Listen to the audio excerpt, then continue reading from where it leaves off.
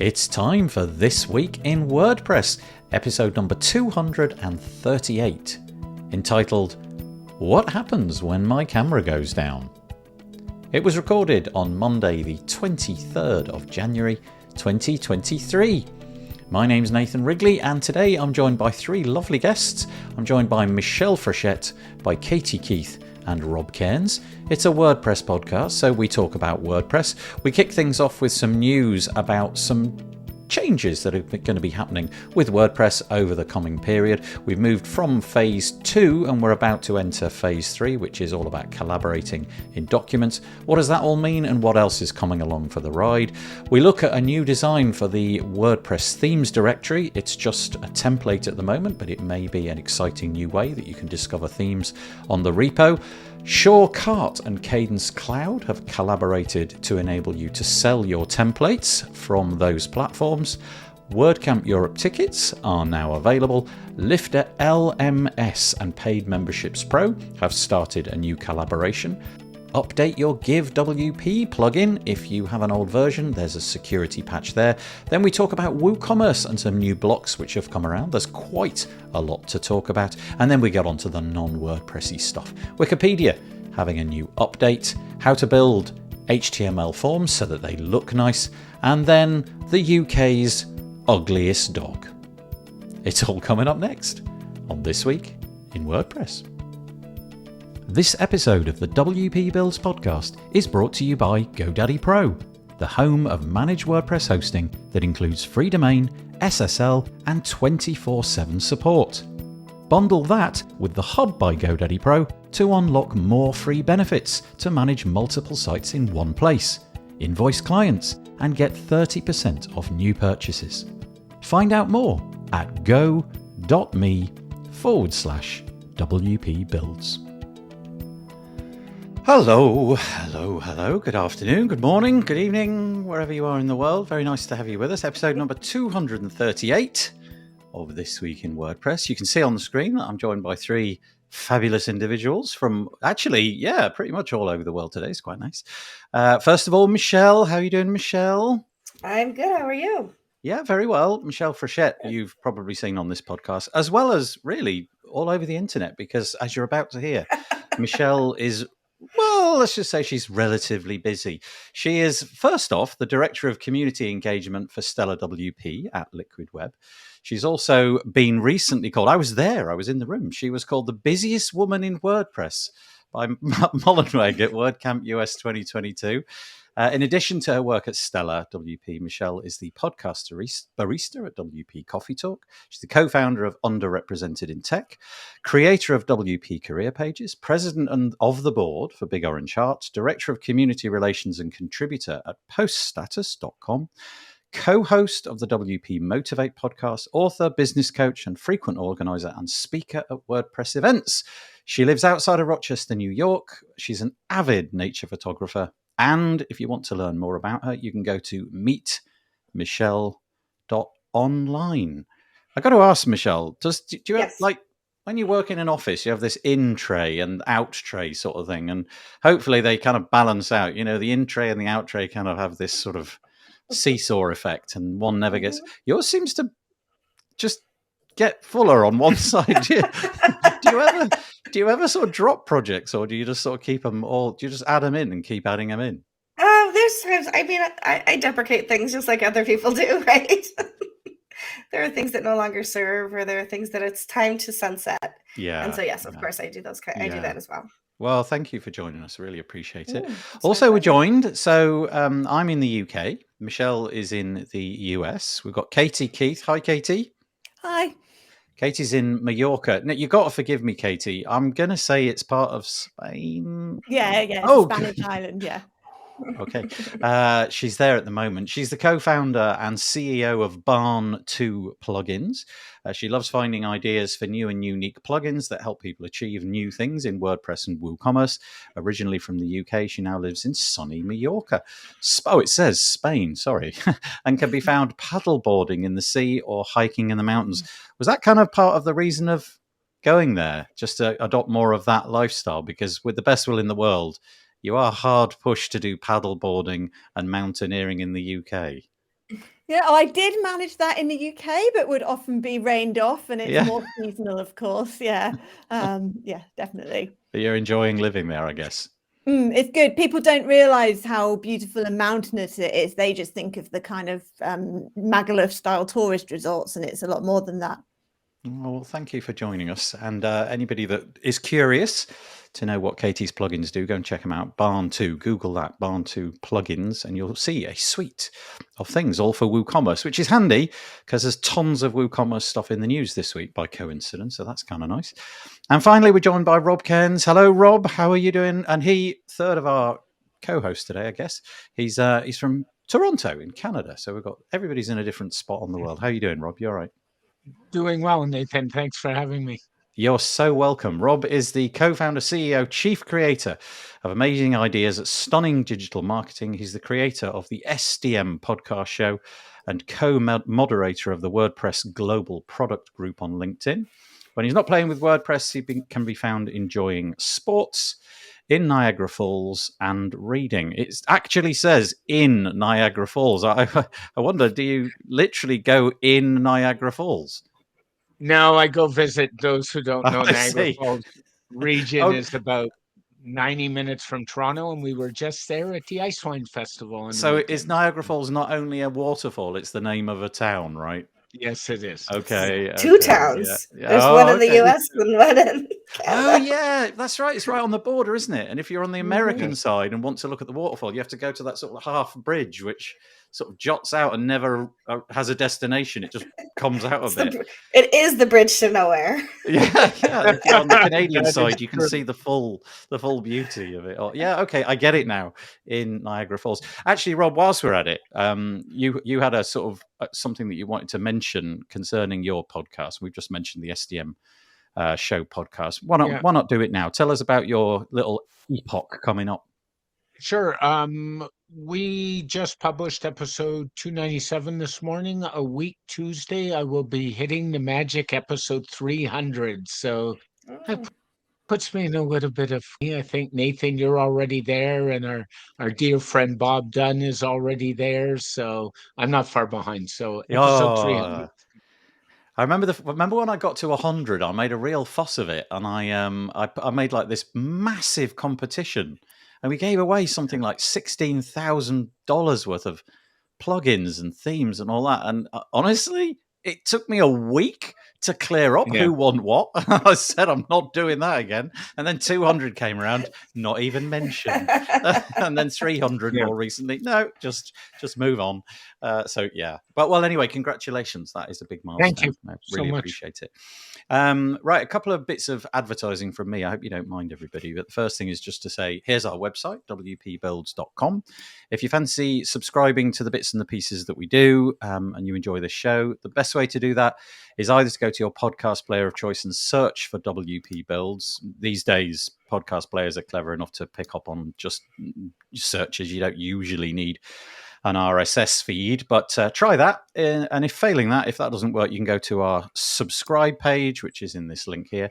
Or if you just want to keep updated with the content as we push it out, typically 2 episodes a week. This thing on a Monday, which actually comes out on a Tuesday, because as soon as it's finished, I edit it and what have you.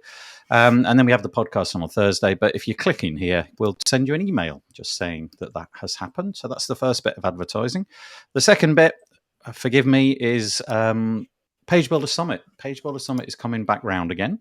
It's the 20th to the 24th of February this year. So, yeah, a little over, about a month away, just slightly under a month. We've got loads of speakers lined up. All the speaker roster has basically been settled, but we're still interested in having a few sponsors. If you fancy doing that, this is the page to go to. You can find it at pagebuildersummit.com/sponsors. I'll say that again, pagebuildersummit.com/sponsors with an S on the end, so plural.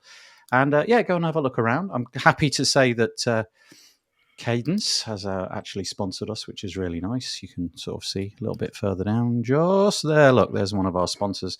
Thus far, we've got the ones that you can see, 20i, Cadence, and various other ones as well. So very appreciative to those. But if you fancy joining us for the ride, it's happening in a few weeks' time. We'll be opening the waitlist page for those people that want to actually attend the event in a few days' time. So, okay, there we go. Right, let's get on with the WordPress news for this week, shall we? It's quite a lot, actually. We've got lots of news items. It depends how deep we go into them. We might get to them all, we might not, but let's start here. This is a piece on the WP Tavern.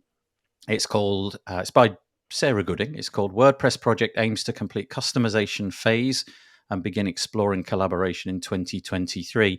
This teeny tiny little article, well, I say that, I mean, she writes really long pieces, but this one's one of the shorter ones. It actually contains an awful lot of information about the upcoming year in broad brushstrokes. Josepha Hayden-Chomphosy, who is the executive director of the WordPress project, has said that phase 2 is sort of drawing to a close, and phase 2 is all about full site editing, those kind of things, block patterns, the way that it's presented on the page. And now we're going to be moving on to phase 3 at some point. I'm not entirely sure from this article when that transition is likely to happen, but maybe it's after 6.2 is released. And phase 3 is a really exciting one because it involves collaboration, aka Google Docs. So the idea being that you would open up a document and be able to concurrently edit it along with various other people. There's more to it than that. There's all sorts of rules around who can edit what and what state they're in, whether it's in a draft and whether you're an editor. And so it gets kind of complex, but they're trying to figure out what that will be. Also, the hope is that in 3, these are some cool items. Openverse search in core. So Openverse is freely available images. And the idea you'd be able to search from within your WordPress install and get some free images, of which Michelle has contributed a lot. Improvements to the navigation block, which I'm pretty sure everybody could agree if you've used it, could still do with a little bit of work. Media management, there's going to be quite a lot of updates to the media library. And so in 2 minutes, I've basically outlined a dramatic amount that's going to change in WordPress, hopefully in the next phase. I've said enough. If anybody wants to comment, one of you 3, jump in. I love to, Nathan. One of the things for me is the media management library. I think the media library's been neglected for a long time because it's kind of not the sexy WordPress project and it needs an overhaul. So for me, that's a big deal. I'm glad we're finally getting to it. So that's a piece of good news. Yeah. When I came to WordPress, I came from Drupal. And it basically, I'm pretty sure in saying that in the time that I've been in WordPress, the media library in the way it looks hasn't really changed. At the time I moved over, it was a revelation. It was so much better than what we had in Drupal, but it hasn't changed a lot. So much so that I install a plugin to make it a little bit easier to manage. It's called Happy Files. It's by the guy who creates the Bricks page builder, and it allows things like you can just put folders and things like that, and so you can store your images in places where you can remember where you put them. Because once you've got, like, I don't know, for WP builds, I think we've got about 1,600 images, something like that. It's pretty hard to keep a track on what went where and all of that kind of stuff. So it really does help. But yeah, that's a really cool piece, right? Katie or Michelle? I love the idea of adding the Openverse into core, because so often I'm like going back and forth between places to find images, free images, and being able to do that, I think, is really going to be good. I was just looking at the photo directory. We have over 5,600 published photos in the photo directory, and we cleared the queue on Friday. I'm one of the photo moderators, and we have 45 new photos to review and either put it, deny or approve. We do get some bad apples who are submitting stock imagery and things like that. So only submit your own photos, people. But do you have to do a manual check of each one then to determine if it's basically taken from, I don't know, Getty Images or somewhere else? We don't check everyone. We go with our gut, and if it looks like it's too stock imagey, we will check them just to be. And I've discovered probably a dozen or more just in the last few months of people trying to submit stock imagery. Okay. So, or blatant Michelle, advertising. Yeah, but also, Michelle, I noticed that your contribution to the photo library is not in your introduction to this podcast. So no, I better get on that. Come on, there's not enough in there. Okay, Katie, anything there which piques your interest? Yeah, I'm excited about the collaboration side of things, particularly on posts. I don't know exactly what the detail of what's coming, but that does need improving, like people submitting work and feeding back. And what I'd love to see would be, when you edit an existing post, you might want to save a copy of it as a draft for people to check, and then use that to override the live post. And currently the only way I know to do that is, I think it's the duplicator plugin, you can do that. And I feel that that's quite a common thing that should be part of core. This is sort of self-promotion, but it isn't intended to be self-promotion. I did a podcast episode with Steve Burge. This is going back before Christmas, December the 7th, it looks like. And he goes into real detail about where he thinks we're at the moment, because this is with the collaborative editing. And he thinks it's going to be a really difficult task to pull off, largely because of the different infrastructure that all of us have. If you're on a very modest, tiny little hosting company and you're paying them a very small amount of money, you can imagine the complexity of things syncing here, there, and everywhere. And I don't know, imagine sort of 7 people trying to edit things at the same time. It could be a difficult proposition. We're so used to things like Google Docs, who obviously have the most gigantic infrastructure imaginable, and the same would be true of Microsoft and whatever platform typically can do this. So he's convinced it's technically possible, but it's going to be a really difficult piece to play.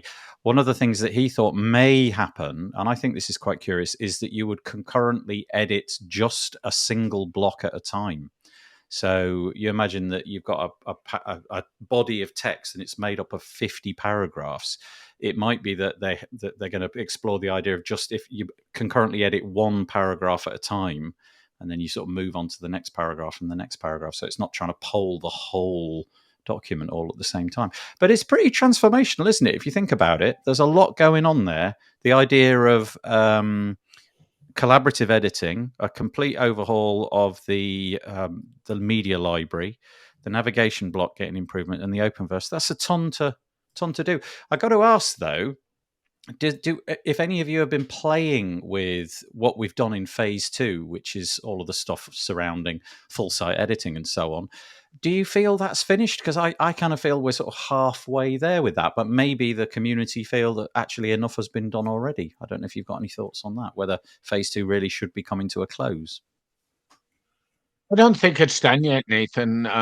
I do a mastermind group on Fridays where we talk about full site editing that's led by Brian Gardner over at WP Engine. And that group tends to concede that we're not quite there either when we talk about FSC and blocks and all that stuff.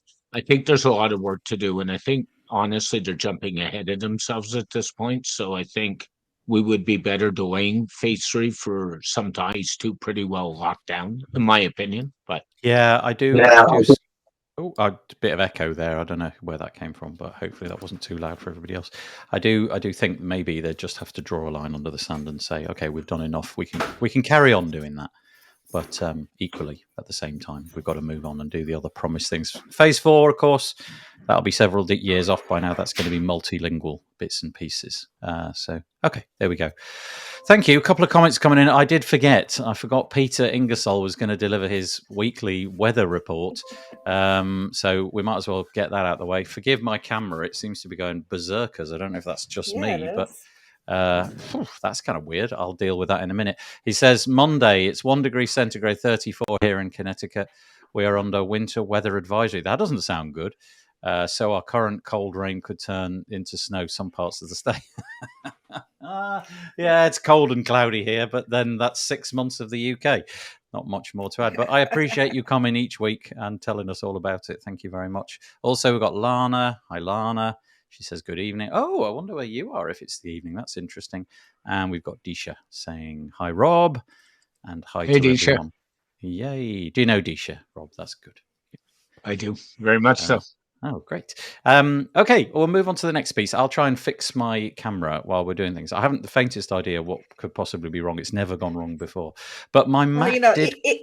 Unplug it, plug it back in. Yeah, that's what I will rice. I mean, Michelle, look what happened. You spoke and it fixed itself. I swear my hands didn't touch anything. I'm magic. That is kind of eerie. But my Mac did crash earlier today. My Mac never crashes. and it went full Never green say screen never. today, and I haven't seen that before. So, well, not for a very, very long time. So maybe there is something strange afoot. Lana says she's in the Ukraine. He, she, apologies, I don't know. But hello, Lana. Very nice to have you with us. Right, let's move on to the next story. Here we go. Right, we now moving on to this one.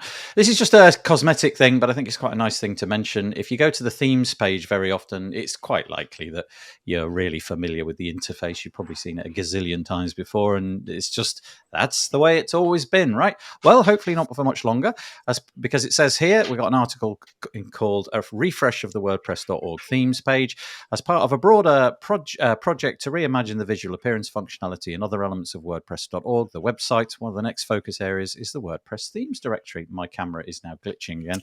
Michelle, you must begin talking again. Sorry.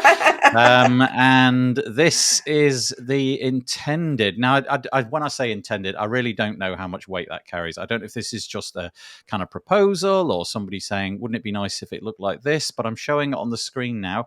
For those of you that are listening to this on the audio, essentially it's all black with the new WordPress blue that we're all familiar with. Giant kind of italicized serif font saying themes. It's pretty full on. You can't miss it. It's pretty much punching you in the face.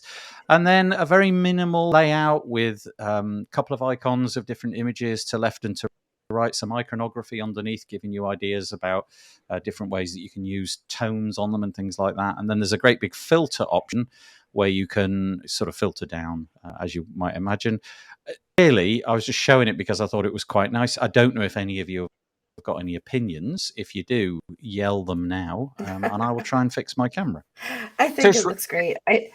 I think it's funny. I was running our local meetup a couple weeks ago and was reminded what it's like to be new to WordPress when somebody who was new to WordPress said, I don't understand. I keep trying these themes and none of them look like they do when in the directory. And I said, oh, welcome to WordPress. Yeah, they're not going to look I like agree it. with You got to play. I agree with you, Michelle. It looks really great. And by the way, just while we're talking, to take a poke at Nathan, I think the episode title needs to be "What Happens When My Camera Goes Bad." But that's nice. Yes. Sorry. Yes. Yeah. Well, there we go. It should be. There we go. It's back. Whether or not it'll stay back, I don't know. Sorry. Right. I'm going to write that one down. What happens when my camera goes bad? Yeah. Katie, every episode I try to come up with the most unusual or interesting line that's said in the episode. So at the minute, I think that's leading the way. I'll write that one down. Katie, what do you think about this new design? I love the font because it says design. The concept of themes is supposed to be visual. I know themes have moved on way beyond the visual, but in theory, it's a skin, isn't it? And so I really like the way they've used such an artistic font. The lack of space around the edge upsets me a bit, though, I must admit. It's actually touching the edge of the page. Just here. I'm sure that's intentional. Yeah. Yeah, I do know what you mean. It is definitely putting the images sort of front and center, isn't it? It's making those the big thing. But then again, I guess if they were making those front and center, they'd probably just have one at a time. I have to say in the past, I found it a little bit tricky to, I don't know what the navigation will be like or what the defaults will be like, but I've never really kind of understood how what is on the home page, the first page, if you like, never kind of really understood what I was being shown, whether it was download counts or whatever the criteria may be. So having all these different filter options, especially if you could somehow save them so that when you came back, the same filters always applied, set as a cookie or something, that might be quite interesting. Sorry, Katie, I feel I might have interrupted you. I think the grid works really well. And I love the filters because it is hard to narrow them down sometimes. Yeah, so for example, some of them are quite helpful. So we've got things like accessibility, ready, block editor patterns available, block editor styles, whether it's suitable for body press and so on and so forth. You know, the usual things that you might see, I guess. But I like it. Looks really nice. So hopefully, coming to a website near you at some point in the near future, we'll have a newly designed WordPress themes area. Of course, you'll have seen this similar design. There's a couple of areas of the WordPress site where this has happened before. It mentions it in the article here. The showcase area or the news area as well has got something quite similar. So following on from a similar pattern. Okay, right, a bit of stellar news for you. I think Michelle is probably going to be the best person to take this on, but I'd also be curious to know what Katie thinks, given that she's very much in the sort of e-commerce, WooCommerce space. So this came out the blue to me, at least this week. Cadence have joined forces with Shortcut, and I don't really know a lot about Shortcut, except that when I look at their logo, I immediately think Spotify. Do you know what I mean? Is it me, or is it just that's, oh, look, Spotify. Why is Cadence doing things with Spotify? So it's the article is entitled Sell Your Design Library Using Cadence Cloud and Shortcut. A feature of Cadence Cloud is the ability to create templates, if you like, libraries using the cloud, and now you'll be able to sell them with this new Shortcut platform. It integrates the two so that you can easily essentially put your assets together and then flog it from the cloud. But do you know a great deal more about this? I've just broadly said what's going on. You pretty much took the words out of my mouth with that. But no, what I think is really cool about it is, and with the Page Builder Summit coming up, you can certainly attest to this, that good page builders have economies growing up around them, and ecosystems growing up around them, and to be able to, I created meetmichelle.online because I wanted to have my own link tree, but I didn't want to rely on Linktree. And so somebody else took that idea and created templates around that idea, and now is part of the ecosystem, designing these templates and things like that. And so when you have that kind of thing happening, where you can actually create it within your own website and then sell it through an add-on like Shortcut, I think it's pretty awesome that you can make it that seamless.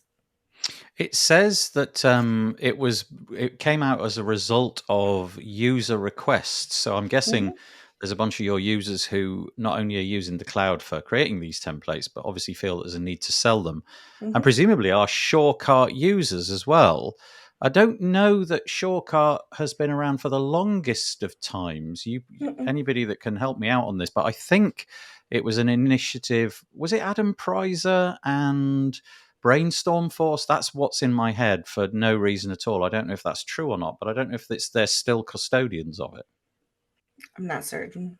It must be new. You're right. It's Adam. I've remembered now. I was talking to him about it at WordCamp US in September, and it wasn't launched at that point. So, yeah, it is pretty new. So it's interesting. It's got over 3,000 installations already, and it's growing quickly. Yeah, so that's the Shortcut plugin. So this is obviously some kind of alternative to WooCommerce or what have you. So if anybody's in the comments wants to tell us about it, that'd be great. But it looks like if you are a Cadence full bundle subscriber, if you've got the full suite of their products, you can get this Shortcut add-on as a version 1 for free. It says there's no additional charge for using this add-on plugin. It's just another benefit of the full bundle. I don't know if it's a paid add-on if you're not part of the full bundle or not, but just an interesting idea. I'm sure there's a whole bunch of people out there. In fact, in the comments, there's one happy customer, Michael, who says he's happy because it's now everything he needs to put together his website. So at least for what Michael, a great testimonial. yeah, that's perfect. So there you go. If you're a Cadence customer and you want to sell stuff online, templates and so on, you've now got a Shortcut integration. Maybe we should cover Shortcut at some point and see what that's all about. Rob, anything, or shall I move on? Yeah, the only thing I would add is I think we're going to see more of this kind of partnership, because the only way for some of these plugins to grow like Shortcut is either partner with an existing builder or something, or to be bought. So I think this is going to be one of many we're going to see this year, personally. But Do you remember, like, I'm going to say like 2 years ago, everybody was talking about acquisitions because it was happening all the time. It really did feel like every week there was 3 or 4 more of them.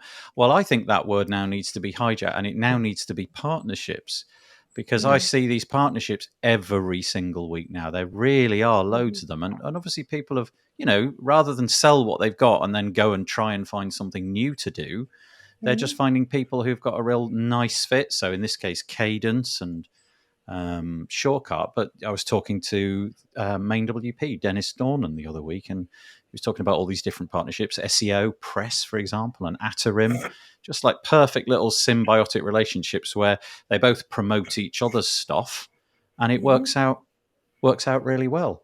Hi, Courtney. Sorry.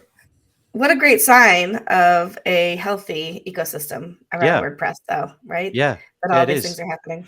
Yeah, it was quite interesting. In fact, I'm going to plug my Tavern podcast again. The episode with Dennis Dornan was exactly about that. It was about why it's a good idea to create partnerships, and in some scenarios it just doesn't make sense you not partnering, because there's absolutely no conflict in the user base. It's not like, if we talk about this other WordPress plugin, they're going to cannibalize our sales. The only thing that can happen is we're going to introduce you to new customers, because in this case, Shortcut, Cadence, there's no overlap in that sense, but it just makes perfect sense to match things up. SEO, Press, and Atarim and main WP just makes really perfect sense. So the next question for Katie then is, do you collaborate with people in this way? Have you got partnerships that you're either working on or have worked on in the past? Yeah, all the time, and more so. At the lowest level, it might just be a guest post swap or something like that. But I try to do it in a more involved way, where we really think about how to appeal to each other's customers through talking about how our products work well together to add functionality. Even people that could be viewed as competitors, like Iconic, for example. We work very closely together. We try not to overlap, but there is overlap. But where there isn't overlap, we try to promote each other's products and hopefully grow together. And then it's always good when, as you say, with Cadence and Shortcut, where there isn't any overlap, so you can just go all in and work together to, as I said, grow together. I think the integration piece for me is the holy grail of it, because if the relationship is guest posting, well, that's brilliant, because we all get to know what you're doing. But for me as a purchaser of plugins, I'm always really chuffed when I just get a free new integration with a service that I've never heard of, and without a shadow of a doubt, it's going to get me investigating what that other thing is, because I've already invested in this one thing over here. I'm at least going to explore it. So in this case, if I was, a Cadence user and I suddenly hear about Shortcut and there's this new free thing that I can do, that's going to pique my interest. So yeah. Oh, and look, Dennis. Oh, hi, Dennis. So there's Dennis from main WP, and he's saying thank you for the mention. You're very welcome. Joining us also is Courtney from GoDaddy. Very nice to have you, Courtney. It says on here, and I don't really understand. I've never seen this on the UI for the Restream thing that we're doing. It's got you marked down as paired.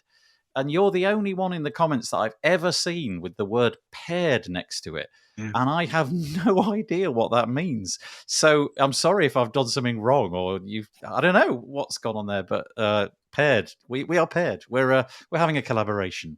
And also happy Monday from Maya. Hi there, Maya. How you doing? From GoDaddy as well. Okay, let's move on. This is something which I really would like to make sure I'm going to get to this. This is WordCamp Europe. Last time in Porto, Portugal. This time coming up, it's going to be in Athens. I've never been to Athens. I've always wanted to go to Athens. There's something very appealing about going to Athens. But I bought a ticket, even though I haven't got accommodation or anything like that. So this is just it, really, just to say that the tickets are now available. I think I paid 49 euros, or was it 49? Something like that, or 50. I think it was 50. 50. Oh, yeah, you're right. Yeah, there you go. Look, 50 euros for a ticket. And I think more or less at the minute, the euro and the dollar are fairly on par. So, broadly speaking, it's $50. It's the normal thing. It gets you entry to the event. You can also agree to attend the contributor day, although I've forgotten whether that's in front of or behind the main event. They also ask for, the usual things like, do you want your avatar going on the page, and what's your dietary requirements and things like that. Your t-shirt size. Yeah, t-shirt size. Yeah, that's right. Wow, there was a lot of t-shirt sizes. That was like a full page of That's good. different. Yeah, We're inclusive. yeah. Really cool. And so that's it, Call for really. Speakers is still open though right now. Yes, that's a good point. But So only for like another week or two, I think. So yeah, if you're the interested page in that I'm speaking, going. get it in there. Yeah, the page that I'm looking at is purely about buying the tickets. But yes, I think Mhm. you're right, Michelle. If you look over here, get involved, call for speakers, call for sponsors, and obviously the call for volunteers. It is what it is. If you want to go to WordCamp Europe, you're going to have to go here. My understanding is it always seems, I don't know if it's like fake scarcity a little bit, but it often seems like they run out very quickly. But I think it's they run out of tranches. They have like, I don't know what it is, 500, and they run out. And then a few days later, they put a few more on. But honestly, I think if you are even thinking of going, get in early because it typically does sell out. So I guess the next question to you is who's going? Who wants to go? I both applied to speak and bought a ticket, so I've got my bases covered. Ah, nice. Yes, of course. If you get a speaker slot, you get a ticket, right? You'll be able to do something with that ticket. But you don't know if you're going yet. You're going to wait on the speaker slot thing. Oh no, I bought a ticket too, just in case. I will plan to be there. Have you done all the air travel bit and everything yet? Not yet. That's coming. I actually am waiting for my passport, and once I get my passport, I can secure travel. Okay. Yeah, Katie. Yeah, we're going to sponsor. We've never sponsored before. The small business one, see the smallest one that gets a table, basically. So currently learning about swag and trying to decide what to do and all of that. I got a bit excited and bought more tickets than I have team members because of you say about false scarcity. Well, after WordCamp US sold out in an hour and 5 minutes last time, and Asia, I was going to go with 6 team members, and none of us got tickets. So I think the other WordCamps have created that impression of scarcity for Europe, which obviously has a much greater capacity. So maybe Europe's okay because tickets have been on sale for like 4 days now and they haven't sold out. So. Yes. And it's only the first batch as well. But yeah, I still think get in there because people have missed out on WordCamps in the last year. So I think I'll probably bring at least there'll be at least 6 of us. Nice. And you're gonna have one of the booths at WordCamp Europe. The ones that you're talking about, they're like, I don't know, they're like 1.5 meters, 2 meters wide or something like that. You get your logo in a big banner above your head and the logo, draping off the table. And honestly, it was really busy. I don't know what it'll be like in Athens, but the location of the sponsor booths in WordCamp Europe, they surrounded the main speaking auditorium. So you really couldn't get access to the main area without bypassing at some point the sponsors, and I think it worked really well. There was a lot of engagement. There were people stood by almost every booth at one point, and so I feel it's a really good investment for somebody like you to go and put your face out there and all of that kind of stuff. That's great. Yeah, I was talking to Mark from WS Form, who did the small business sponsor last year, and he said he directly measured a good ROI from it, which I wouldn't expect because I would see the main benefits as the indirect benefits, like becoming better known as a brand, the relationships you build, the partnerships. But he said he actually did a sale and generated lots of sales, which really surprised me. He had a really nice. His product is really easy to figure out by looking at it, isn't it? You can see the form builder and get a real impression of, oh, okay, that's how WS Form works. And he had a video, and I actually asked him. I said, "Did you get that professionally done?" He said, "No, I did it myself, like all things Mark does." But it really showed everything. How complex the plugin could be. So that was another thing. There was a great big telly behind his head as well. So sorry, Katie, I'm probably going to now force you to go and make some kind of promotional video. No, we do that. I do have a full-time video person now who's new, so we're okay there. I think definitely worth it. So this piece was all about getting a ticket. They're on sale at the moment. The URL is europe.wordcamp.org/2023, and from there you can go and find out about the tickets. Rob, you going? I have a ticket at this point, but it might be my vacation week. So if the lady in my life rules the iron hand, I'm not going. So I might be having a giveaway for one WordCamp Europe ticket. Oh, well, fingers crossed. Let's hope you go, and I shall be endeavouring to go. But again, I haven't really put it against the calendar of what the rest of the members of the family are doing yet. So we'll see how that goes. Yeah. Okay, so some news about collaboration again. We were just talking about it a minute ago. This seems to be, like I said, an interesting and growing trend. This isn't an acquisition. This is more of a kind of, I don't really know what the term is for this, but here we go. Lifter LMS strengthens leadership with investment from Paid Memberships Pro. So Paid Memberships Pro is a very long-standing membership solution. You can see on the screen the founders. You've got Jason and Kim Coleman. We've had Kim on this podcast actually in the past doing this show. And they've decided to invest in Lifter LMS. The article is on the Lifter LMS blog. You can go and find it there. And as you might imagine, because it's not an acquisition, it's not a takeover, it's really an exchange of finances, but also experience. I'm pretty sure that Kim and Jason, I don't know if they get a seat on the board or something like that. For some reason, my memory's blanking. I read this entire article and now I can't really remember. It's right there above their pictures. That what does paragraph. it say? What does it say? What does it say? They'll be taking active roles in the company to apply their engineering, design, and business skills to Lifter. Thank you very much. Their expertise and experience will be invaluable as we work towards our mission to democratize learning in the digital classroom. Okay, so for their investment, they do sort of seem to have a bit of skin in the game now as well. I mean, there's such a big overlap there, isn't there? An LMS platform and a membership platform there. I would imagine in many ways they kind of overlap. So yeah, again, another example of WordPress businesses working together. Good luck. Hope it works out. Jason, and Kim, and also Chris Badgett, who I know from Lifter LMS. I'm sure there's some other people behind Lifter LMS as well, but I only really know Chris Badgett. So yeah, any comments on that? So it also mentions in the article that Thomas has, who was the CTO, I think, before of Lifter, has moved on. So my understanding is they're basically taking over his role, particularly with the technical side. And I believe Jason is doing something like a day a week at Lifter. So he is actively contributing and they're looking for ways they can get closer and closer over time. That's a big deal, though, isn't it? If you go to doing 1/5 of your working week on something which, a little while ago you didn't really have any relationship with, that's quite a big change. They really are deadly serious about that. Interesting. Michelle, Rob, should we move on? I'm excited for all of them. I can't wait to see what happens. In other news, paired, we still have no idea what paired means.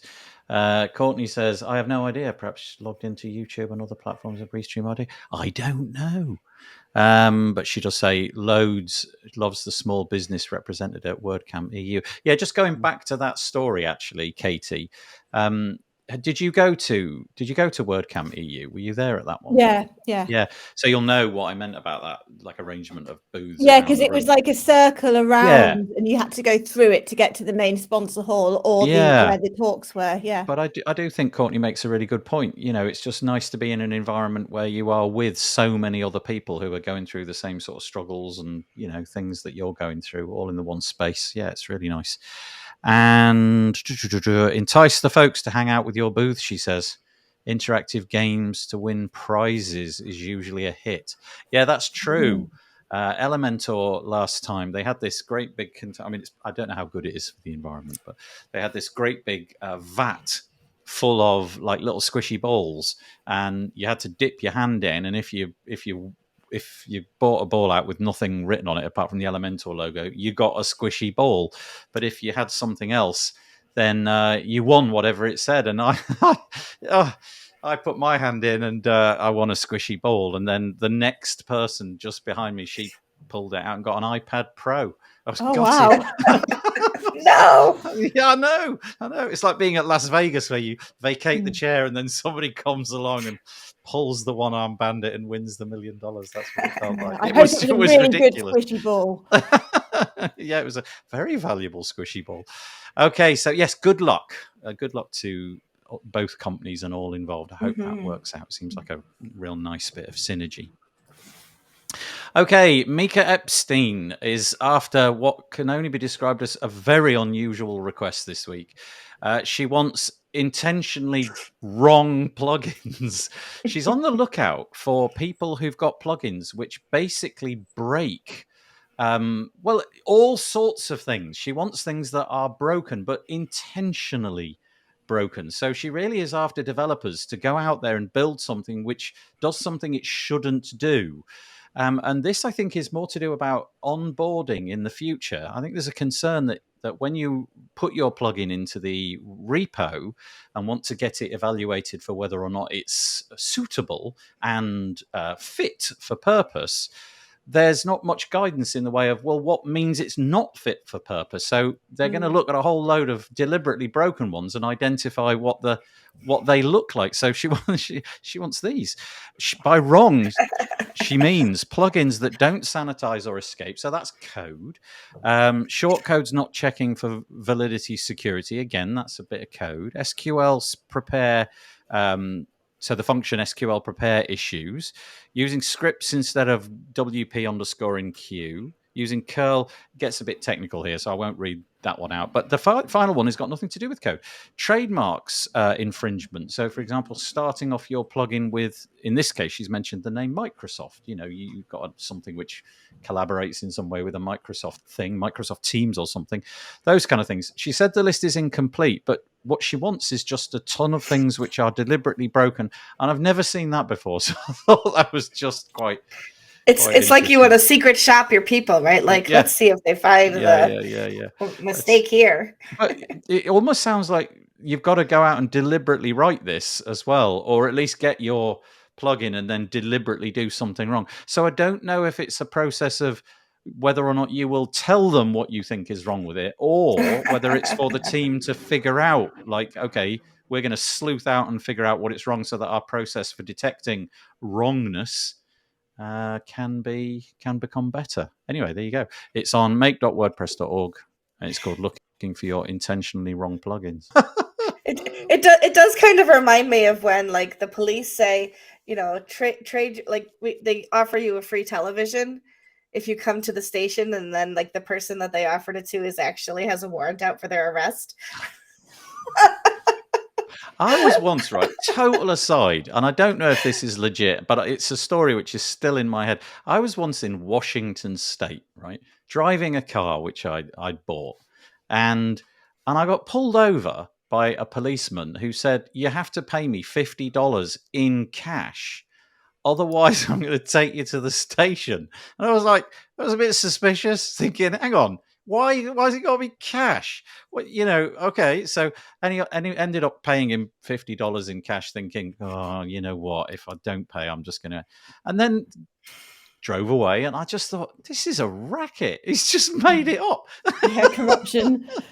That's terrible. That was my experience with the Washington police. You know what that reminds me of is, and Michelle will equate to this being in North America, is the old boss hog on the Dukes of Hazzard. Eh? Mm-hmm. I remember that show. That show was huge in the UK as well. That was the two guys whose door didn't work, right? And they had to throw themselves in through the window. Yeah, very, very cool. Yeah, I just remember sitting there thinking, I have no power here. Even if I'm right, I'm wrong. There's nothing that I can do. Anyway, sorry, this is supposed to be about WordPress. We are droning on about the police.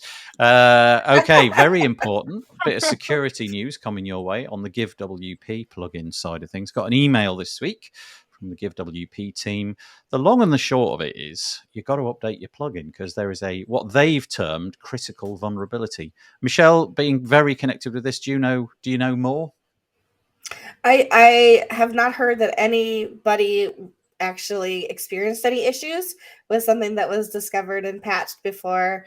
I have not heard of any actual attacks through that vulnerability, which is always a good thing. So it's good to find those and squash those bugs before anything malicious does happen. But go ahead and make sure that you've updated your GiveWP so that you aren't vulnerable any longer. Yeah, so GiveWP 2.23.2 contained an unauthorized SQL injection, which was considered critical. Don't know we obviously know what critical means, but in this case, I presume it means it could be exploited right away. There's probably not a great deal of complexity there, but it was an immediate thing.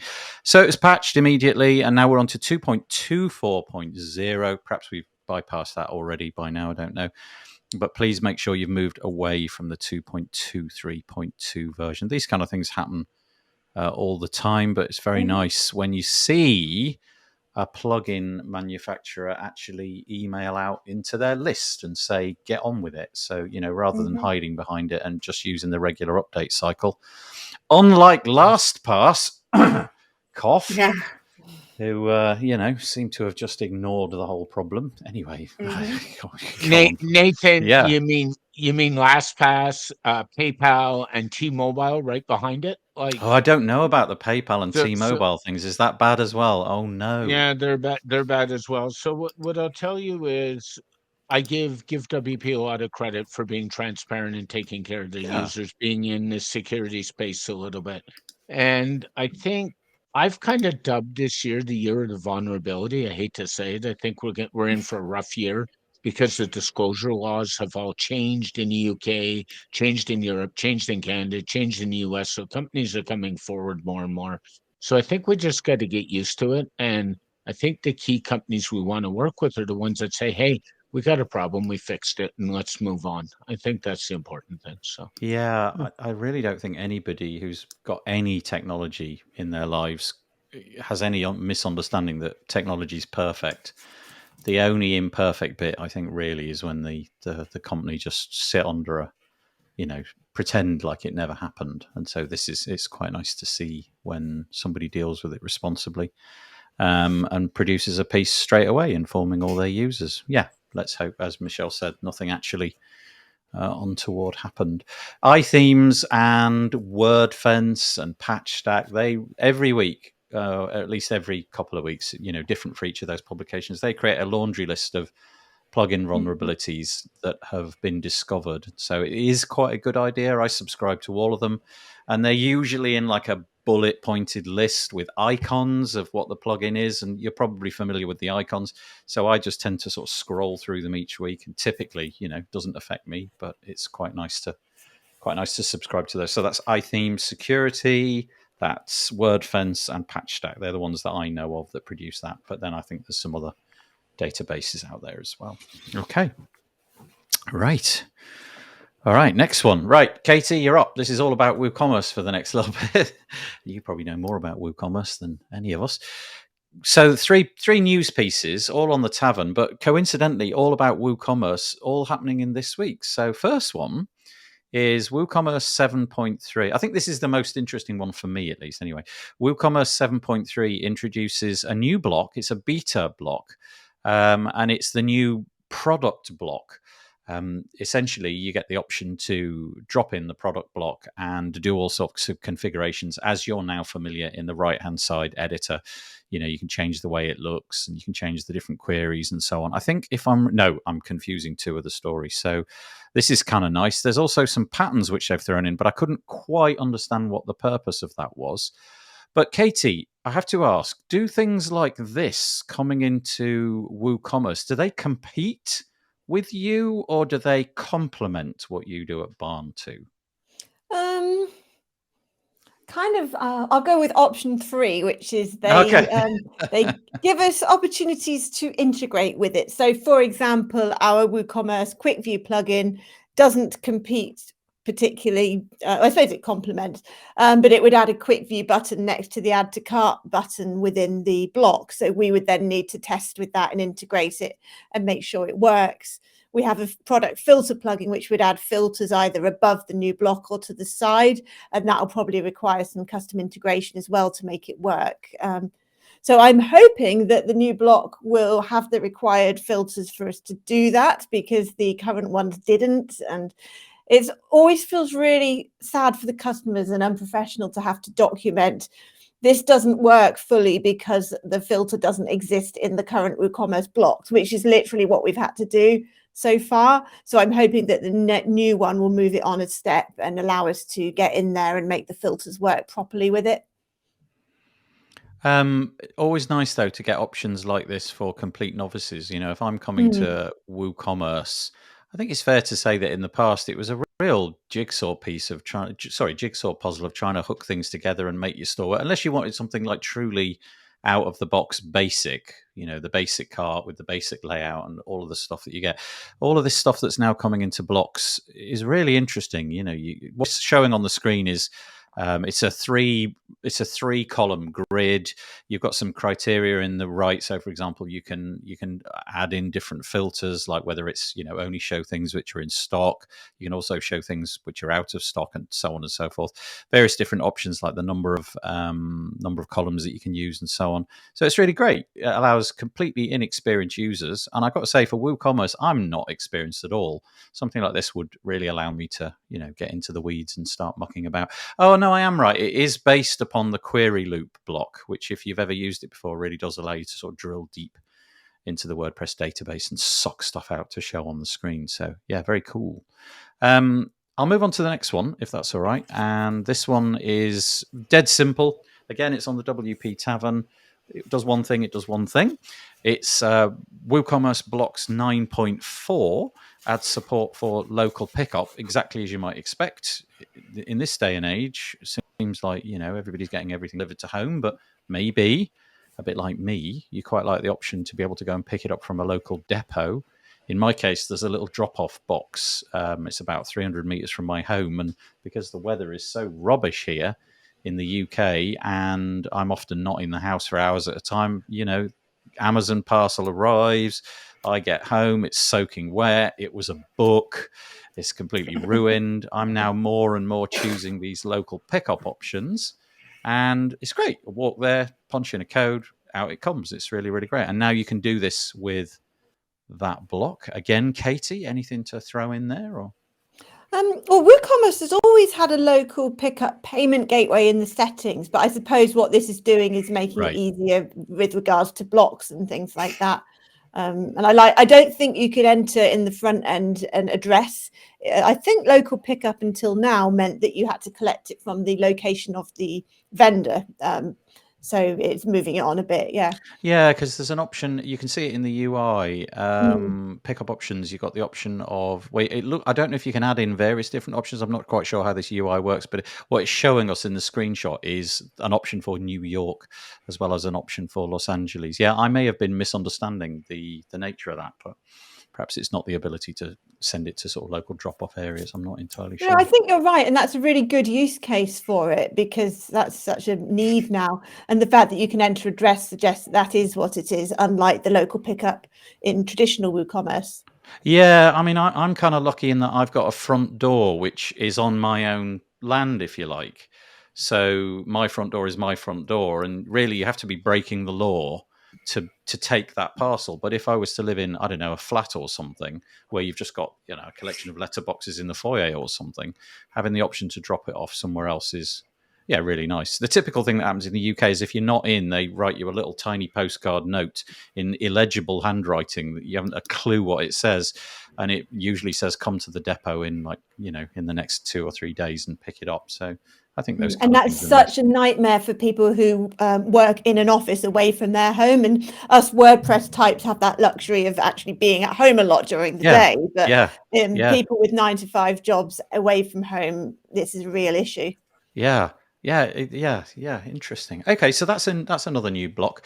And then the final WooCommerce story directly is all about performance on the WooCommerce side. So the new WooCommerce cart and checkout blocks, it's all the blocks today, isn't it? It seems to be lacking in performance, and there is a growing desire for it to be more performant. So I guess this article is really raising that as an issue and hoping that people will rally round and test. There's a little table here which kind of spells it out really nicely. If you use shortcodes in the past for WooCommerce, you can see that the total payload was under a megabyte. It was 935 kilobytes, whereas the new block option adds an extra 2 megabytes. It's 2.9 megabytes. And you can see the statistics on there. The number of requests made on the page load has more or less doubled. It's gone from 77 to 144. A few people quoted in the article saying, the payload, the JavaScript that's brought along is all bigger. So at the moment, probably, I would imagine people, if they're into SEO, want their site to be quick, will steer away from that. But yeah, go and read the article and get that checked out. Again, I'm throwing it at you, Katie, being the WooCommerce expert. Oh, I wasn't aware of this issue, and it's good that that's been raised. But my main comment is in that table you just showed. I love the way they've added Shopify for to benchmark it. That yeah, sure, the blocks are slower, but just look at Shopify. Yeah, it was interesting because I wasn't sure what that meant actually, because it says here it's showing the legacy code checkout with blocks checkout and Shopify. So I was wondering if it was a combination of this short code as well as Shopify, or if it was just sort of standalone Shopify. It must be standalone because Shopify is a separate hosted. Yeah, of course. Yeah. So I was a bit confused by all of that. Yeah, you can use either okay. So WordPress, whatever it is, it's not that bad. Okay. Yeah. Yeah, Shopify being the second biggest e-commerce platform, I believe, after WooCommerce. So yeah. interesting. At the bottom of this political article choice is an article which you can click on, which is a discussion of how these kind of things might be improved. Okay. Right, let's move on. Unless I apologize, I didn't bring either Rob or Michelle into either of any of those three. Did you want to comment? I apologize for not asking. I'm good. I'm good too. I just think it's all good for the Woo ecosystem. So that's all I had. Yeah, right. Very nice. Okay. Right. So I'm going to move away from WordPress for now for a bit. It may be that we drop back into WordPress depending on the other stuff that's coming up. I think we do. But just to say, one of the websites which I use probably as much as almost anything else, if I type in a fact, for example, to Google, more or less every time it's the Wikipedia article which rises to the top. But whenever I go to Wikipedia, I've always got that feeling of like, wow, we're still in 2007 or something like that. Haven't changed their design for ages. They're about to do it. So one of the biggest properties on the internet making a big change. Well, not really a big change. It looks pretty minor, to be honest. But then again, with a heavy text-based institution like this, I guess you can't really do much else. But it says it's the first major desktop update in over 10 years. It's 22 years old. That's cool. Michelle, earlier you were talking about how the Openverse, the image Openverse, is like a great example of how the internet can be cool. I think Wikipedia is almost the best example online of how humanity can do things right. Just the idea that almost everybody can go in and edit, and it's miraculous. It's just miraculous. It's not full of junk. I've been talking about crowdsourcing at its finest, right? I mean, we crowdsource so many things. And crowdsourcing really became like a term around things like fundraising, but this is absolutely crowdsourced information. And I mean, I've created pages on here. I'm sure others have, and tweak them and update them. And I don't spend a ton of time in there, but I use it for all kinds of information. Yeah, I'm the same. I'm a consumer, so really, I'm kind of stealing everybody's goodwill. But I use it quite a lot just to research things, And I've got kids, and they're often trying to do homework. And like I say, Google will typically throw one of these articles back at you. But I'm always amazed by how incredibly well. What's it called? Citation. How the citations are there. It's obviously thoughtful people writing thoughtful articles, and pretty amazing. But the ability to change it, I once went in and changed something because I found an error, and it was quite interesting coming in and seeing how that little process works. There's like a pyramid of people above you who get to check all of that. But I remember when I was a kid, there was always this, like once a year, we'd get this knock on the door, and it'd be a guy coming around trying to sell encyclopedias. And so back in the day, that was, if you wanted to find something out, that was the way to do it, right? You either went to your local library, which took ages, and looked at their row of encyclopedias, or you had your own set of encyclopedias. It was like the mark of being, it was almost like the status symbol. Oh, I've got the Encyclopedia Britannica. Then it was always followed, which letters have you got? Well, I've got P and D at the minute. I'm still trying to build it up. But my father bought an entire encyclopedia set when I was born, as though 1968 was the year that time stopped. That's right. Yeah. nothing would ever be really added to history. Yeah, and here we are with Wikipedia, 22 years old. An amazing thing. Every year, just before Christmas, they offer the ability to for you to donate money to help their cause. Please do. Yeah, please take some time if you use it and donate some money to offer a valuable service. Michelle, just add to your father saying time stopped in 1968. I remember my dad buying encyclopedias, and they had the reoccurring revenue model. They put out an annual every year, just update it. So there you go. Yep. We're all dating ourselves on this call. Yeah. Well, I think probably Katie's the youngest of us all. Of course. So anyway, a big thing like that, you can't really go changing it all that dramatically. So the change isn't that dramatic, but it somehow just looks a little bit cleaner, a little bit nicer. So hopefully that'll roll out. I confess I haven't checked, but I just thought that was a nice little story. That's cool. This is one just very much worth mentioning. If you use forms a lot and you have the ability to style them so that they look in line with everything. This is just a great little article that I found this week. It's on the austingill.com website, and it's called How to Style HTML Forms Right. How to Build HTML Forms Right. Styling. It's a 5-part series where it's cool. It's just a total forms nerd, it would seem, who's decided to devote masses of his life to helping everybody make nice forms. The first section is all about semantics, then accessibility, very important. This is the third in the 5. This is all about styling it. Then user experience and security, the other parts. And then it just goes into so much depth about how you can make your form look great. And I just wanted to drop this into the show notes. This was constantly one of my bugbears when I was building websites more than I do now, was trying to make them look nice. And here you go. This article will tell you how to do all that. Very nice. Thank you, Austin. That's awesome. Yeah, isn't it? That's nice. Yeah, for sure. Yeah. Nice people out there on the internet. I think I'll miss that one for the moment. Oh, shall I? No, okay. So this is it's a good one, right? This is an article. I don't know who it's by, but the website is called Editor X. I think is Editor X like a page builder? Is it like a Squarespacey type of thing? I don't know. I'm not sure if it's like a publication that just publishes ideas like a blog. Don't know. Anyway, they've got an article entitled, well, how many of these do you get every year? But this one I quite liked.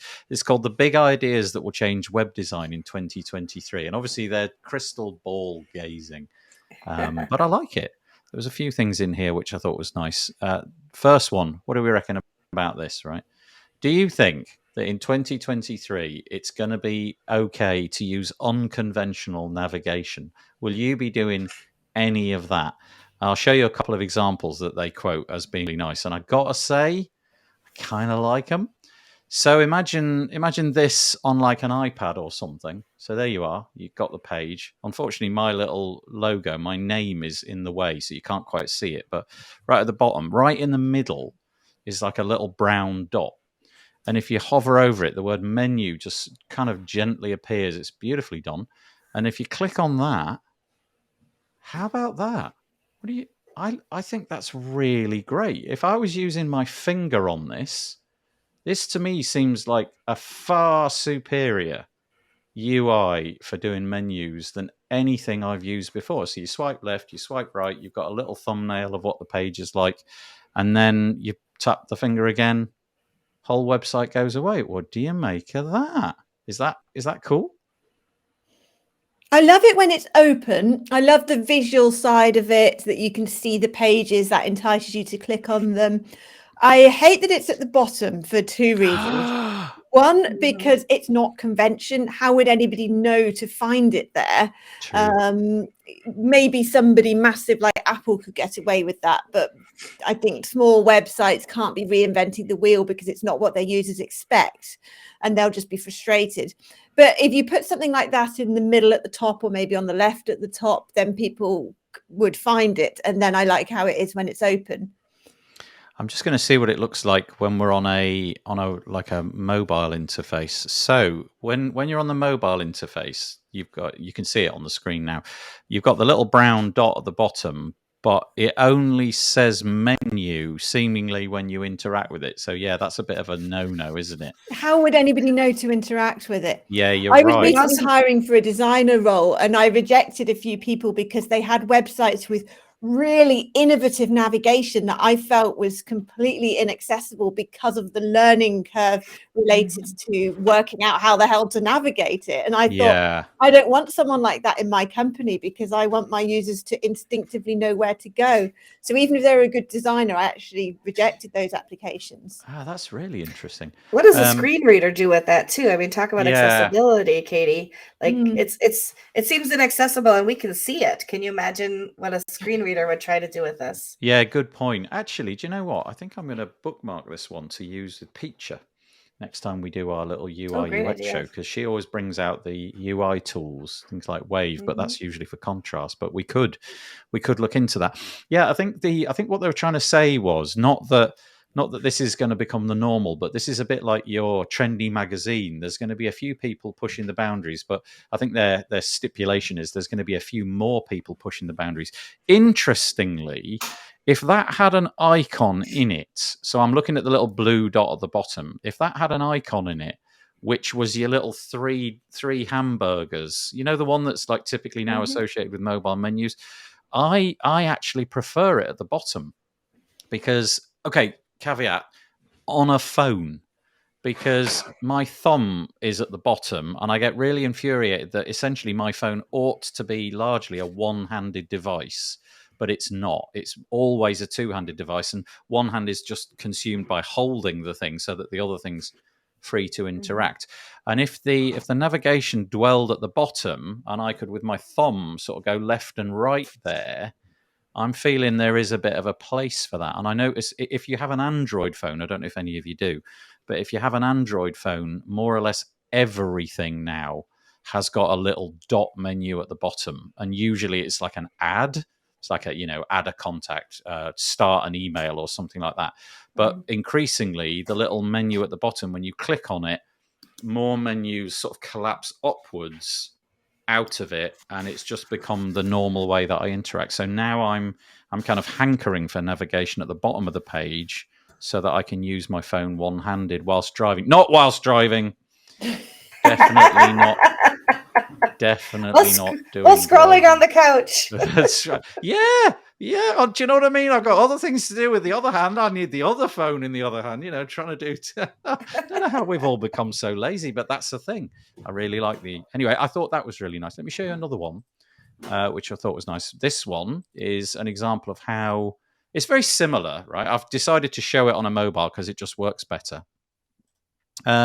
So the menu is contained in the normal, more or less normal menu item at the top. So you've got menu, logo, what have you. If you click on the menu, what do you reckon? To me, that feels like native iOS. That feels like I'm actually on an iPhone and they're kind of trying to mimic what the iPhone would do to me. You can then sort of scroll with it and you get these other bits and pieces at the bottom.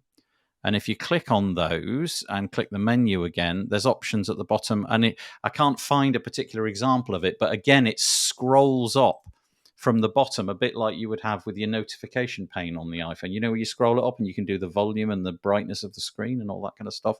It does the same kind of thing. So anyway, I just thought they were kind of nice little examples. What do you reckon? Funky menus on the way out. It's not the kind of thing I'd be getting involved with. I think I'm a bit more like Katie. I just want something solid and reliable. But it does kind of feel that hamburger menu top right, I don't know. Maybe we just need to move on just because we need to move on for no reason other than that. Well, that's an excellent analogy that you mentioned the hamburger menu, because for years, loads of people didn't know what that was, particularly people that maybe aren't so computer savvy. And they were like, where's the menu? Where's the menu? And often the younger generation would find, like, there it is. It's those lines. And that's a really good example of intuitively bad usability, actually. Whereas the example that you just showed, Nathan, showed the word menu. Well, unless you're a restaurant, which is another issue on some websites, that is clear.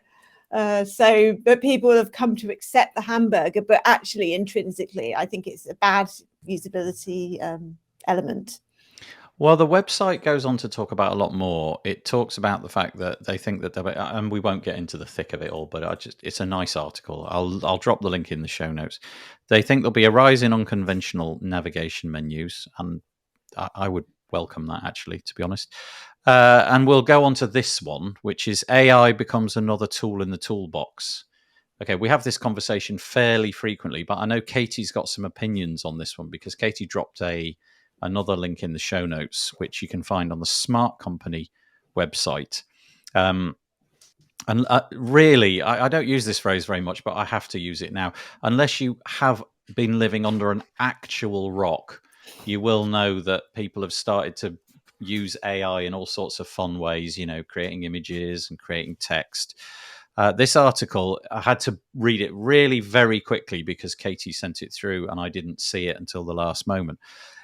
Basically, Katie, it felt to me like the thrust of this article was if everybody uses AI and we're all using the same AI, everything's just going to sound the same. And so your business isn't really going to sound different or authentic. It's just going to sound like, well, they used AI. That's really lazy.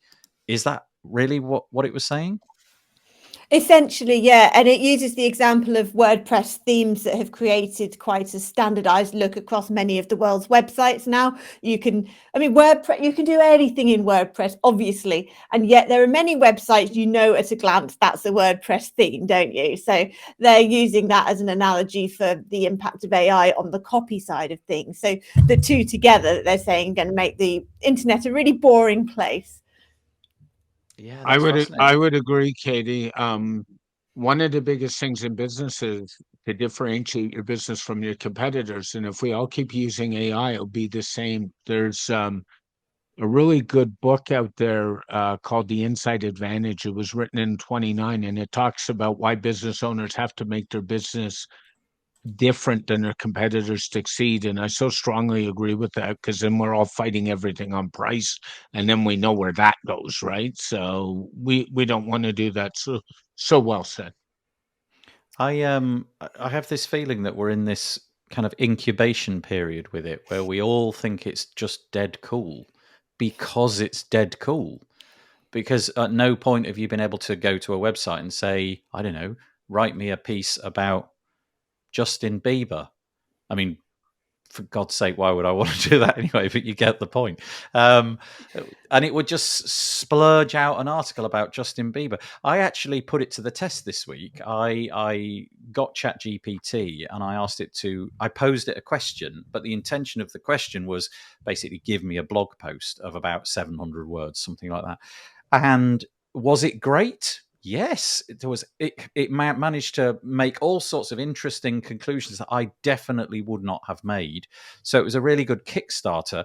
But did it sound like an 8-year-old? Yes, it did. It sounded like somebody that was just given the task of write something really boring but incredibly accurate. Now, I know everybody's going to say it's going to change. It's going to change. It'll get good at like style, and you'll be able to do it in the style of Justin Bieber, for example. But I don't know. I'm just not convinced that the world needs this deluge of AI. I'm just becoming a bit of a Luddite, I think, in my old age. I'm going to get Michelle's opinion on this at this point. I think it's a great tool, but I wouldn't rely on it. Just because you have a hammer doesn't mean that everything is a nail, kind of thing. And if you are using it for research and for idea generation, I think that's great. Right. So I can't always think of 10 reasons why I should XYZ. But if I ask AI to tell me 10 reasons, it'll give me 10 reasons. And then I've got something to start from. I think it's great. I wrote about this at Postatus, that it's a great way to get past a writer's block. If you have been assigned a topic that you need to write about, would I post an entire article that was generated by AI? Absolutely not. It doesn't sound like me. It doesn't have my voice. It doesn't have the voice of of Postatus or of LearnDash or whoever else I'm writing for at the time. But is it a good way for me to kind of jumpstart and get into things? Absolutely. Yeah. So I can see the benefits of it. I spent an hour with Andrew Palmer last Friday looking at Bertha AI, and you can even generate images in there right now. And he kept showing me, like, with the idea of rock climbing. Should have used Justin Bieber. That would have been more interesting. But one of the images, like the guy's knee was bent the wrong direction. Like his leg bent the wrong direction at the knee. And I thought, well, he's been in a rock climbing accident apparently. But, so it shows that it's a great tool, but you shouldn't use it as the end all. Don't fire your content staff at this point because you think you can get everything through AI. I think at the bottom of it, that is my concern, is that it's going to be so compelling for higher level employees who are making the decisions about payroll. I think it's going to be such a compelling decision to lay off people. Those same people should then ask AI to do specific tasks and see how it fails on so many levels if you're relying on it solely without any human element. Well, a good example on ChatGPT 3, at least anyway, is I think it stopped scraping the internet in like 2020 or something. So, it doesn't know anything about the last 2 and a bit years. So if you ask it, I don't know, a question about what is Justin Bieber's latest song, if he's had any songs since 2020, it simply doesn't know about them. So there is that. But my understanding also is factually it can literally drop you in it because it just gives you the wrong fact. It tells you that something is black. It wouldn't know who the reigning sovereign of the UK is right now then. Yes. It's an important matter. It should know the reigning sovereign of the UK. Major historical events. Yeah, that's right, yeah. Speaking of which, let me throw this in your path. This wasn't in the show notes, but I came across this week. I've actually started to pay for search. I've decided that I no longer wish to use Google, and I'm going to try it out for a year and see what happens. It's called Neeva, Neeva, Neeva.com. And guess where they all learnt their trade, though? Google. But they've decided to set up this, what they're claiming it's no tracking, no bias. They've been scraping the internet for 5 years. So it's not like they sort of launched the other week, which they did, but without any without any scraping of the internet. So really the only difference I can see in terms of the quality of the links that come back is that it's a teeny bit slower. So whereas Google, you hit return and it's boom, it's right there, right? And you forget how amazing that is. With Neeva, it's maybe like you click the button and like, I don't know, a quarter of a second goes by and boom, it goes onto the screen. But it really, really works. It's really, really good. I like the way when you do a search, which because I'm not logged in, I'm in incognito window, so I can't. It presents it in a slightly different configuration. There's just images in slightly different places, and the thumbnails for images are slightly different. But also, so this is where the AI comes in. It will integrate with ChatGPT and give you a bespoke search back at the top of the search results if you enable it. So, for example, if I asked if I just say, who is Justin Bieber? It will throw the ChatGPT thing at me, which is kind of curious. And I do wonder if Google, and this is nothing to do with Neeva, just in general, I do wonder if Google are sort of a bit frightened of things like ChatGPT, because I see so many people now going there to get answers to things, whereas before you always went to Google, right? If you wanted to know the answer to something, you went to Google. And I see people left, right, and center now just asking ChatGPT because it gives you this sort of narrative version back as opposed to just a screed of links, which you've then got to go and look at. So anyway, Neeva, Neeva.com, worth checking out. $50 a year. I'm not convincing anybody, am I? You're all staying with the free Google. No. No tracking. No tracking, Rob. You won't be tracked. You know what, Nathan? We've had this discussion a million times on this show, my show, other shows, and I'm almost at the point of view where if you feel you don't want to be tracked, you should go live under a bubble on the moon and just cut yourself off from everybody and be done with it. No, but Rob, you won't be tracked. Yeah, thanks. I don't know. I'm just a bit over all that kind of stuff, and the results are broadly the same. So if you were hoping to go there and find like a really big difference, no, it is more or less the same. Yeah. But yeah, okay, there we go. That's that. Right, last one is Michelle.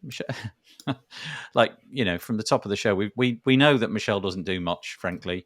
She not at all. Twiddles her thumbs, sits in that chair, twiddling her thumbs, not doing very much. So it's good that you finally found something to do, Michelle. You've got a new project, would you believe?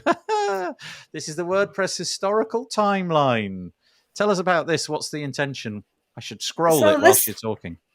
This year is 20 years of WordPress. So this is on May 27th, will be 20 years since WordPress launched. And I thought, wouldn't it be fun? If you go to WordPress.org, they have, timelines or whatever that are official timelines, but that's not community driven, right? So those aren't showing things like when the first WordCamp in Rochester was. Yes, I have absolutely loaded some of my own SJs or my own events in here. I had to prime the pump, Nathan. So yes. You will see WP motivate and give on there, those things. But other people have started adding things to it. So winning WP, for example, the first WordCamp Europe in Leiden, the Netherlands, Taco, submitted that one. And those are all links that will open in a new tab to show you that event or a post about that event. And so there it is, the first one back in 2013. So the idea is you want people to it's user submitted. If you scroll to the bottom of the timeline, you can see a form. Dead simple. First name, last name, email, the event you want to include, and then when it was. So what month, what year. And don't make me do the research is all I'm asking. Okay. And the idea is just over time you want to just grow this timeline and a little bit of community fun there. You can find it. It's just for fun. Where so it's on the post status website, right? This is part of my post status job, yes. So if you go to poststatus.com, see how American I was when I said that? I said post status. I'm glad. Instead of post status. Status. poststatus.com/WordPress-historical-timeline. And you can go and submit your own bits and pieces there. And Michelle will be given extra jobs to do this week. It's not gonna. They don't show up immediately, folks. They do come to my email, and I will get to them when I do. Actually, you're going to check them all out one at a time. Yeah, that's really nice. So one more time, poststatus.com/WordPress/historical/timeline. I saw it was an article with Emily. No, it was a shot of Emily Blunt this week, and she was. I think she's got an American husband, and she has a daughter who's American, and it was all about how her daughter says the word water. And she started off because she water. She hung around. Yeah, she hung around Emily a lot when she was really, really little, and she would say, "May I have a glass of water?" And then apparently just the other week she came over and said, "Can I have a glass of water?" It was like Emily was flabbergasted. Where did your adorable accent go, child? Yeah, exactly. Right. Okay, that's it. That's all I've got. Have I missed anything? Did I miss anything? No. Did any of your picks get missed? I'm sorry if I did. No, I think we got them all, didn't we? Oh, no, I've got to end very quickly. Oh, yes. Oh, yes. Oh, yeah. Peggy I don't know. I feel a bit bad doing this. This is the BBC website showing what is possibly the UK's ugliest dog. And I mean, look at it. I don't think there's any possibly about it. I think it definitely is. Look at it. Right. So you think to yourself, that picture is staged. They've obviously drawn its tongue out. They've, I don't know, shaved it a bit. And then just the cavalcade of photos. The photos just keep coming. Look at it. It's like an orc or something like that, isn't it? Oh, bless the little thing. So, it is a thing of nightmares. There it is. Look at it. Are you sure that's not a chupacabra? I just think it's quite funny. Anyway, there you go. That's my bombshell. Okay, and last, very, very, very, very last thing. I put a cupboard in this room this week, right? Yes. And I had a spare shelf at the top there. That shelf there. And each week, depending on if I can be bothered or not, I'm going to place a new object on that shelf. And so I'm going to ask you, what is that object? And you've had the whole episode to try and figure it out. Any ideas what that object is? Did you manage to figure it out? Container? I'm going to go. Container? I'm going to go with ship in a bottle. Ship in a bottle? No, sorry, not a ship in a bottle. Katie, what do you reckon? Yeah, it looks like a trophy, but you're on it looks like a bullet list icon. You're nearly there. You're almost there. Rob, any ideas? I was thinking a junk container. I'm not even. I'm going to there. go get it. I'm going to go get it for you, and you can see finally what it is after all this time. Oh, it is. I think you're on the right track, Katie. I think it's an award. It's an Elementor icon. Elementor, not a bullet list. It had something to do with WordPress for the first time. So there you go. Now you know. Maybe we'll carry that on. Maybe we don't. Maybe a bit of a damp squib. But thank how you. Did you get that? You have to tell the story. Well, I was thinking I could offer a prize if somebody. Oh, I got it. I just got it because I don't know. You didn't achieve something. I got it through the post because I helped them right at the beginning when they needed help. I was one of the people that mentioned their plugin rather a lot. I think they were grateful. So I got a nice little award. So next week I'll put something different up there. Maybe I'll offer a prize. Who knows? Somebody that can identify somebody on the show. But thank you, Michelle, for joining us. Really appreciate it. Thank you, Katie, for joining us. And thank you, Rob, for joining us. This will come out tomorrow, 7 a.m. UK time. It'll come out as a podcast episode. We'll be back next week with a bunch of different people. Don't forget, go to the Page Builder Summit. If you're a sponsor, we'd love to have you on. Otherwise, go to Barn 2. Go to all the links that Michelle mentioned at the beginning. Go to Rob's website. Make them happy. And we'll see you next week. We got a wave. Oh, look at that. It was like Pavlovian. 2 of you just did it straight well away trained. without thinking. And Katie wasn't far behind. I really appreciate it. Have a good day, everybody. Thanks for the comments.